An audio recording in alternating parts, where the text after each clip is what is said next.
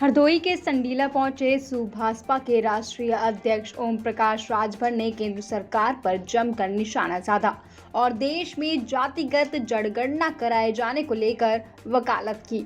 Suheldev Bharatiya Samaj party के supremo Om Prakash Rajbhar ने संडीला में जन चौपाल में भाग लिया, जिसमें राजभर ने कहा कि 2022 में अगर हमारी सरकार बनती है तो हम पोस्ट ग्रेजुएशन तक की शिक्षा लोगों को फ्री में देंगे, पूरे 5 साल तक 300 यूनिट बिजली फ्री में देंगे और प्रदेश में शराब की पूरी तरह से बंदी कर दी जाएगी।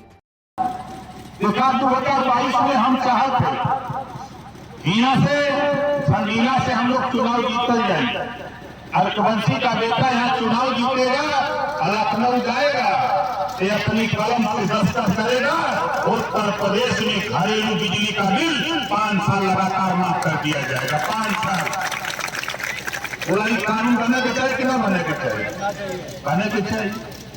जातिवार जनगणना खाली हो जाए तो हम दावे के साथ कहता हूं साथी, एक नहीं कई एमएलए आपके जीत करके लखनऊ की पंचायत में चले जाएंगे। एक नहीं कई, खाली जातिवार जनगणना हो जाए। लेकिन इस सरकार जातिवार जनगणना इस नाते नहीं करा रही है कि आपकी गिनती हो जाएगी। जब गिनती हो जाएगी तो भाई सिपाही बनाना पड़ेगा, दरोगा बनाना पड़ेगा, आपके वीडियो नियम बनाना पड़ेगा। इस नाते सरकार जो भी सरकारें बनती हैं वो गिनती नहीं होने दे रही है। हम लोगों ने मन बनाया है कि सरकार को मजबूर करूंगा और 22 में उत्तर प्रदेश में सरकार बनाकर हम गिनती कराने का काम हम लोग खुद करेंगे।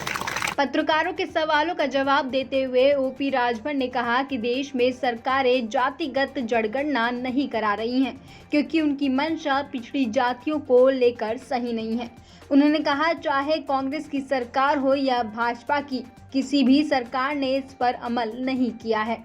सुभाषपा के सुप्रीमो ओपी राजभर ने बीजेपी पर एक के बाद एक निशाना साधते हुए कहा कि दुनिया में अगर कोई झूठ बोलने वाला नेता है तो उसका नाम नरेंद्र मोदी है और दूसरे नेता हैं तो उत्तर प्रदेश के मुख्यमंत्री योगी आदित्यनाथ। साधु और संत महात्माओं को मंदिर में घंटा बजाना चाहिए क्योंकि उन्होंने राजनीति से पहले ही संन्यास ले लिया है, लेकिन यहाँ तो बाबा बैठकर सत्ता का मजा ले रहे हैं। आज वही नेता भारतीय जनता पार्टी में मिनिस्टर हैं, तो ये वही लोग हैं जो जातिवार जनगणना कराने से मुकर रहे थे, भाग रहे थे।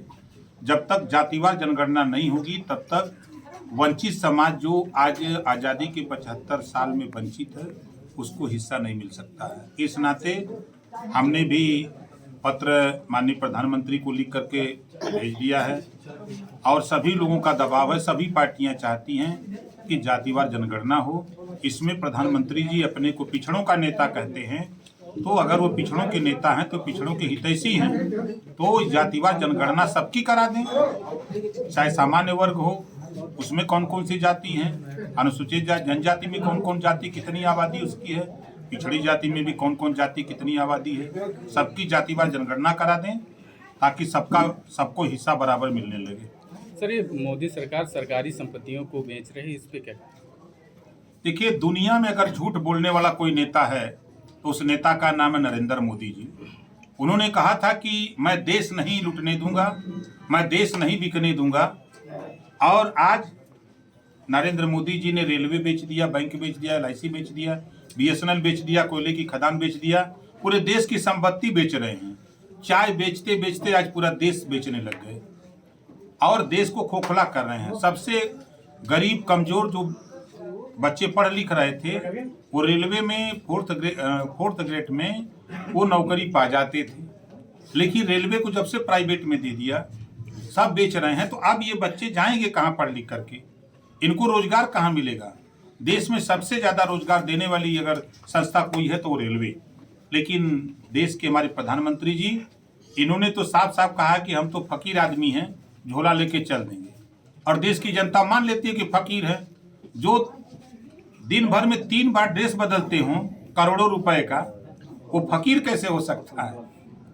सर, ये MP में हरदोई का रहने वाला एक व्यक्ति जो था चूड़ी बेचने और उसकी माम बेचिंग हुई है, इस पे ओवैसी ने कहा कि मुस्लिम था इसलिए घटना हुई। देखिए, जहाँ जहाँ भारतीय जनता पार्टी का शासन है वहाँ वहाँ मुसलमानों को लेकर के ये बहुत आंदोलित होते हैं। हिंदू मुसलमान में झगड़ा करा करके, दंगा करा करके सिर्फ वोट लेने की कवायद होती है। अगर कोई व्यक्ति रोजगार कर रहा है तो उसको जाति और धर्म से जोड़ करके आप उसके खिलाफ कार्रवाई करना, ये बहुत अनुचित बात है। हमारे हिसाब से जो दोषी हैं उनके खिलाफ तत्काल मुकदमा लिख करके उनके खिलाफ कार्रवाई होना चाहिए, न कि उल्टा फर्जी केस में फंसा करके उस बेचारे गरीब आदमी को बिना वजह परेशान करने की। वहीं प्रदेश में बेरोजगारी खत्म किए जाने को लेकर सीएम योगी पर निशाना साधते हुए राजभर ने कहा कि उत्तर प्रदेश के मुख्यमंत्री रोजगार को लेकर दावा करते हैं कि उत्तर प्रदेश में बेरोजगारी बिल्कुल नहीं है, जबकि इसके विपरीत प्रदेश में रोजगार नहीं होने की दशा में मध्य प्रदेश में उत्तर प्रदेश के लोग रोजगार करने के लिए जाते हैं। आप राजा के वंशज हो, आप चले जाओ, संडीला में मूर्ति लगी है महाराजा की, लेकिन हम उनका नाम लेने में भागते हैं। मत पूरा नाम लीजिए। जैसे जय भीम बोलते हैं तो नाम बुलाया जाता है बाबा साहब डॉक्टर भीमराव अम्बेडकर जी, उसी तरह आप जय अर्कवंश बोलते हैं तो संडीला के राजा मल्ली सिंह अर्कवंशी याद आते हैं, ये राजा के वंशज बोल रहे हैं। तो आप लोगों से मैं बार बार कहता हूँ, आप जय राम करते हो, राम राम तो कोनो मतलब निकलता है, लेकिन जय अर्कवंश बोलो लोग समझते हैं कि भाई ये अर्कवंशी बोल रहा है। हम लोग लजाते हैं, डराते हैं, कैसे बोलेंगे। आज देखिए ओम प्रकाश राजभर अकेले निकला, आज करोड़ों लोग जय सुहेल देव बोल रहे हैं, बोलने के नहीं बोल रहे हैं करोड़ों लोग। तो आप लोग भी कहीं भी शुरू करिए, कोई मिलता है जैसे कहते हैं जय राम, वैसा ही कहिए जय अर्कवंश। अगला बगल वाला सुनेगा तो कहीं कहा बोलत हूँ, अगर पूछी तो कहा राजपाट बोलत हो। अब राजपाट बोला तो गैर जमाना, अब हमारे के हिस्सा चाहिए। ये देश में हमारे है तो हमारे के हिस्सा मिला के चाहिए। हरदोई से माई भारत के लिए आशीष गुप्ता की रिपोर्ट।